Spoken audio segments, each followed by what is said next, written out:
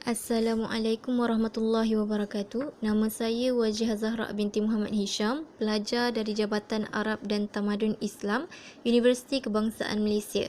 Hari ini saya akan membentangkan berkaitan latihan ilmiah di bawah seliaan Dr. Suhaila Zailani yang bertajuk Perbandingan Kaedah Terjemahan Al-Quran antara terjemahan harfiah dan dengan tafsiriyah. Yang pertama, latar belakang kajian. Penerbitan Al-Quran bersama terjemahannya dalam bahasa Melayu menjadi salah satu usaha bagi membantu masyarakat memahami makna ayat Al-Quran. Oleh itu, terdapat pelbagai terbitan terjemahan Al-Quran di Malaysia sama ada dalam bentuk digital maupun mushaf, antaranya Al-Quran terjemahan harfiah dan tafsiriyah. Yang kedua, pernyataan masalah. Egy Sukma 2017 dalam kajiannya menyatakan bahawa terjemahan harfiah dilarang melainkan terjemahan tersebut menggunakan kaedah dan penentuan yang telah ditetapkan oleh para ulama. Manakala Fadli Luqman 2016, teori terjemahan Al-Quran mempunyai permasalahan yang boleh menyebabkan terjemahan harfiah dan tafsiriyah tidak dapat dikategorikan sebagai produk terjemahan Al-Quran. Bertitik tolak dari dua pernyataan di atas, maka kajian ini dilakukan bagi membandingkan terjemahan Al-Quran menggunakan kaedah harfiah dan tafsiriyah.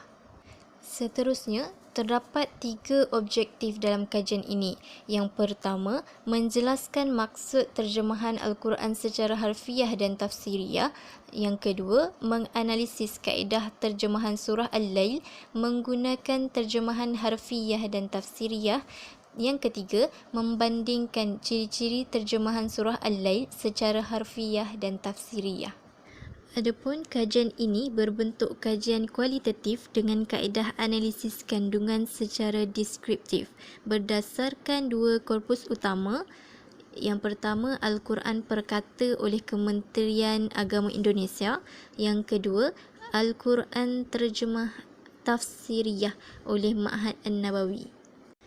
Kemudian, berdasarkan analisis yang dijalankan ke atas 21 ayat dari surah Al-Lail mendapati bahawa terjemahan Al-Quran Perkata oleh Kementerian Agama Indonesia memberi gambaran bahawa terjemahan tersebut merupakan terjemahan secara perkataan demi perkataan yang mana berlaku pengalihan bahasa setiap kata yang ada pada bahasa sumber kepada bahasa sasaran dengan makna yang terdekat atau sejadi dengan istilah yang diterjemahkan.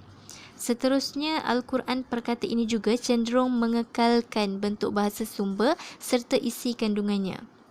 Manakala terjemahan Al-Quran Terjemah Tafsiriyah oleh Ma'had An-Nabawi merupakan terjemahan bebas yang tidak terikat dengan urutan kata bahasa sumber dari segi pengkaedahan nahu sarafnya, struktur ayat dan tata bahasa, yang mana jelas dalam terjemahan ini dilihat memfokuskan kepada ketepatan makna secara sempurna, dalam kata lain menterjemahkan mengikut tafsiran ayat dan bukan perkataan.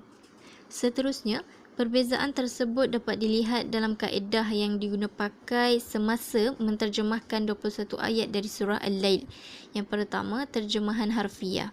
Dapat dilihat ia cenderung menggunakan kaedah terjemahan harfiah yang memindahkan perkataan demi perkataan dari sudut kosakata, kaedah nahu saraf, uslub serta kadar ayat. Ia juga melakukan terjemahan makna leksikal iaitu makna sesuatu kata itu sendiri tanpa melihat penggunaannya dalam ayat. Erti kata lain, menggunakan makna yang diperolehi daripada kamus. Selain itu, ia dilihat ringkas dan terdapat perkataan dalam kurungan untuk menjelaskan lagi perkataan yang diterjemah. Ia juga cenderung kepada terjemahan makna lafaz itu sendiri. Yang kedua, terjemahan tafsiriyah. Terjemahan tafsiriyah dapat dilihat cenderung menggunakan kaedah terjemahan bebas dengan menggunakan terjemahan setara dalam memindahkan makna secara lengkap atau hampir lengkap mengikut bahasa sasaran. Ia juga melakukan terjemahan secara tafsiran yang menampakkan struktur ayat terjemahan terarah pada kaedah dan kata bahasa sasaran yang menyebabkan terjemahan tersebut dilihat lebih panjang, justru tiada penggunaan perkataan dalam kurungan. Perbezaan kaedah tersebut dapat dilihat pada contoh 1 dan 2 dari ayat 4 surah Al-Lail. Contoh 1 ialah terjemahan dari terjemahan harfiah. Kita dapat lihat di sini bahawa kecenderungan terjemahannya secara leksikal, iaitu menterjemahkan lafaz inna sa'yakum kepada sesungguhnya usaha kamu dan lafaz la syatta kepada berbeza-beza. Berbeza dengan terjemahan tafsiriyah yang menghasilkan terjemahan secara bebas dapat dilihat di sini pada terjemahan lafaz inna sa'yakum diterjemahkan sebagai wahai manusia dan lafaz la syatta sebagai sebahagian kalian beriman dan sebahagian kalian kafir. Akhir sekali, secara kesimpulannya, berlaku perbezaan yang ketara terhadap kaedah yang digunakan dalam menghasilkan terjemahan harfiah dan tafsiriyah, terutama pada dua elemen, iaitu jenis terjemahan dan cara penentuan struktur ayat. Adapun kedua-dua terjemahan tersebut mempunyai kecenderungan terjemahan masing-masing dan kadang-kala menampakkan kekurangan. Harfiah. Kesetiaan terjemahan harfiah menyebabkan terjemahan ini lebih banyak menterjemahkan kata dalam ayat sehingga hampir tidak mengabaikan setiap kata tersebut. Walau bagaimanapun, terjemahan ini dilihat agak kaku dan kurang difahami kerana Al-Quran bersifat bahasa Arab yang mu'jiz dan tiada seorang pun yang mampu menterjemahkan maknanya setanding kaedah atau seumpamanya, sama ada dalam bahasa Arab itu sendiri maupun penggunaan bahasa selain darinya. Kemudian tafsiriyah. Kebebasan dalam menterjemahkan ayat menjadikan terjemahan secara tafsiriyah lebih jelas berbanding terjemahan harfiah.